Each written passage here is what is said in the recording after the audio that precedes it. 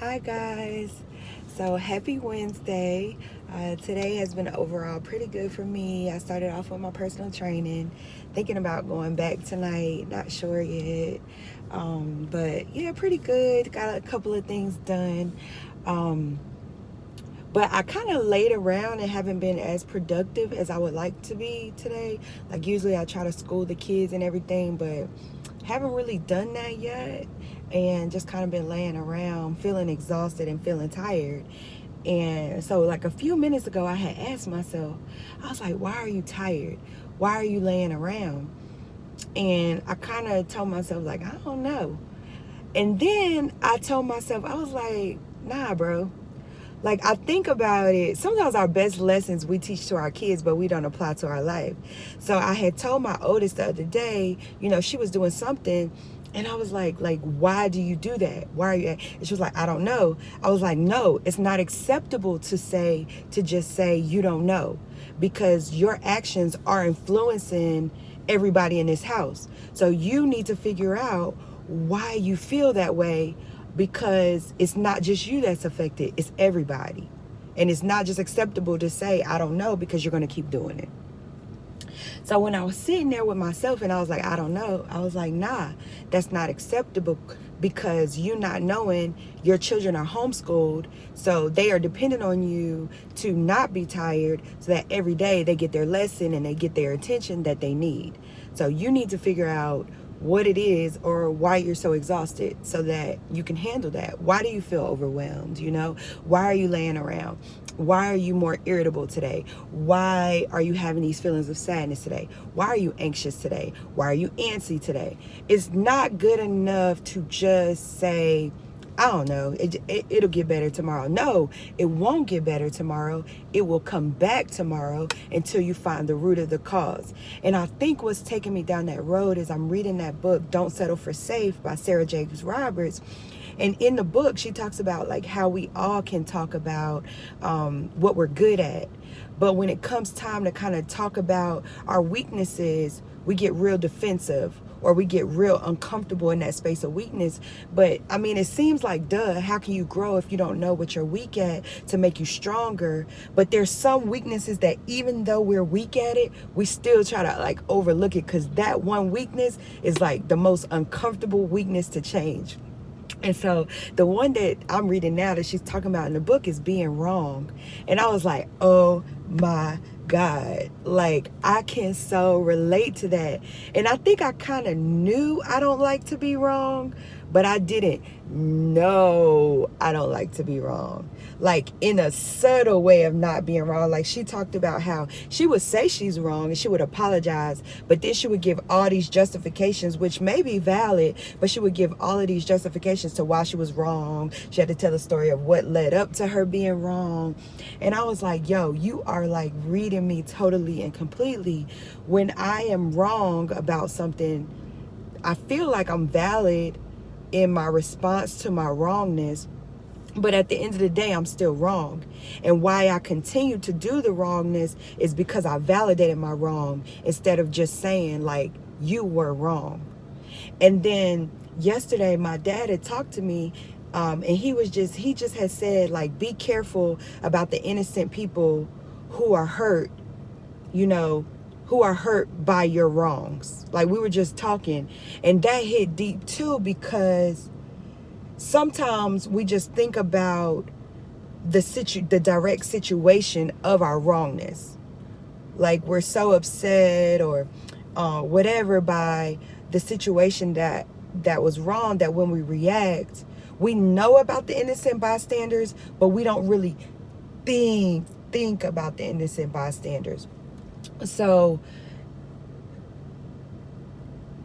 I think what I'm trying to say is like thinking about the whole picture, either after it happens or before it happens, is critical in overcoming your weaknesses so that you're not wronging and it's not negatively affecting your future. I hope that flowed. But so today as I'm laying around, I'm like, nah, what is it that's making you feel exhausted. And when I'm tracing it back, I'm like, I'm overwhelmed.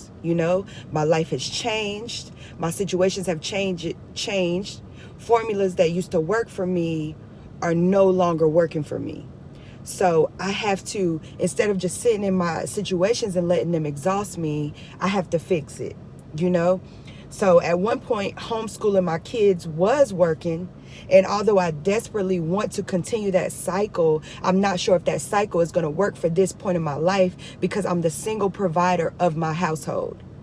I want to homeschool my children so badly, but can I find a formula that works for me to homeschool my children and still be the sole provider of my house? Can I do that? So in that situation, instead of trying to get myself up every day, homeschool my kids, be the sole provider, I need to examine that formula and see if it still works for this season of my life. I'm not going to continue to sit in this. I'm not going to continue to sit in this. Then I feel overwhelmed by my professional life. I got a lot of ventures that I'm trying to get into, and although I want them all to succeed at once, is it realistic for this point in my life? Is that formula that I came up with back when my life was different, is it realistic to this point in my life, being that I'm the sole provider? I don't want to be homeless. You know what I'm saying? I don't want my lights to be off.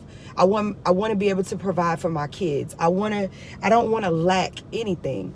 So I have to examine that formula and see if it works. In my personal life, just me personally, certain things that I needed in my personal life, I don't have those things anymore.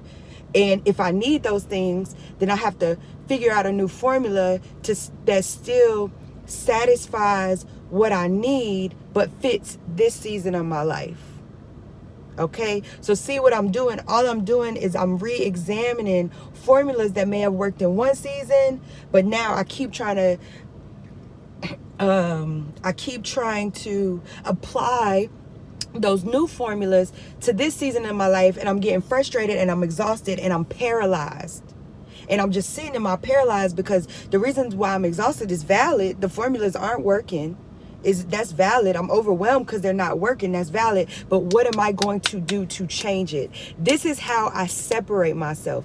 This is how I go from this dimension of my life to the next dimension of my life. And if I'm not sure how to move, if I'm not sure how to change them formulas, guess what I'm doing? I'm praying about it. I'm asking God to order my steps. I'm saying, hey, I've never been where I am right now, God. I'm completely clueless. I know that this is the plan that you have over my life, but I don't know what to do with the tools that you're giving me right now.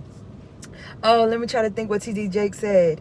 He said, people, some churches or some saints, some Christians are like sitting there praying for, okay, I'm just going to use my version because I can't remember exactly what he said. Or let's say you're praying for, a bottle, you're praying for something to drink. You're so thirsty. So you're praying for something to drink. I need something to drink. I'm so thirsty. I'm so thirsty. And then God places a water bottle in your life. It's a water bottle, a full water bottle in your life. It's full of water. And you're sitting there in front of the water bottle. Oh God, I'm so thirsty. I'm praying for something to drink. I'm praying for something to drink. And it's like God brought you the water bottle. Like he's not going to pick the water bottle up, open it up so you can drink it. Like he brought the tools to you. Now you have to use your limbs to drink of the water. Like he's not going to drink it for you or whatever. But you get what I'm saying. So it's like, if I don't know what I'm doing, I know that God has put everything in my life that I need. I just need to ask him, how do I use what you've given me? I've never used these tools before. Okay. This lawnmower, I don't know how to work it. Like, I know you blessed me with grass, you blessed me with a lawnmower. How do I put this lawnmower on this grass and use it? Like, what do I do? So today, my message is to encourage you to step outside of, why did I say something about being wrong? We're not stepping outside of wrongness. I think that was leading to my point. Instead of just sitting in whatever it is that you're doing, that's not working, it's not effective. And even if your reasons are valid for why it's not working and why it's not effective, step outside of that and figure out, is it the formula Can I create a new formula for this season? Has the old season passed and now I'm in a new season and I need a new formula? Don't just sit in it and be paralyzed. It's not okay to just be like, oh, I'll get at it tomorrow. No. Was it Sarah? Somebody said, one of these pastors, I watch so many pastors these days, I don't know who said it, okay? That's a blessing. But one of these pastors said, procrastination is the arrogant assumption that God has more time for your life. Procrastination is the arrogant assumption that God has more time for your life, okay? So get it done now. You can't just be like, oh, tomorrow. I mean, yes, faith and everything, tomorrow, it'll be better tomorrow. The storm won't last forever, yes. But to say that God is really going to bless you with tomorrow, what if today was the last day he had purposed over your life? Would you be happy with what you accomplished today? Would you be happy with all your feelings, all your actions, all your things today, who you helped today? Would you be happy with this if today was the last day of your life? If the answer is no, then I need you to know that you got to do more. You got to dig deep. You got to do more. If you don't know what to do, pray about it. Pray about it. God, I want to do more. I just don't know what to do. Order my steps. I promise you, if you pray that prayer, he will order it. There is not one day that I have prayed for him to order my steps and he has not answered that prayer. Okay? So that's my message for today. I hope you have a successful and happy rest to your Wednesday. And I will see you again soon, God willing. To be continued.